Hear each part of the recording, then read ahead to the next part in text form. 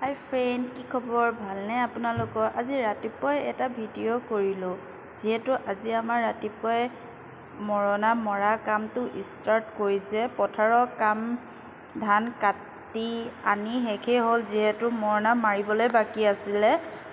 আজি বতৰটো ভাল, যিহেতু ৰাতিপুৱাৰ পৰা আমাৰ মৰণা মাৰিবলৈ ষ্টাৰ্ট কৰিছে। তেনেকৈ আমাৰ প্ৰায় আগতে ট্ৰেক্টৰত মৰা হৈছিলে বা অটোত মৰা হৈছিলে, এতিয়া মেচিনটো হোৱাৰ পৰা মেচিনতে মৰা হয়, যিহেতু ইয়াত সোনকালে হৈও যায়। আপোনালোকৰ ফালে কিহেৰে মৰা হয় জনাবচোন। ধান এনেদৰে মৰা হয়নে? যিহেতু আমাক গুটি ধান ৰখা হয়, মুঠি ধানটো ভঁৰালৰ ৰখা নহয় বাবে আমাৰ এনেকৈ মাৰিকনি গুটি ধানটো ৰখা হয়। ইমানেই। বাই বাই আজি ভিডিঅ'টো।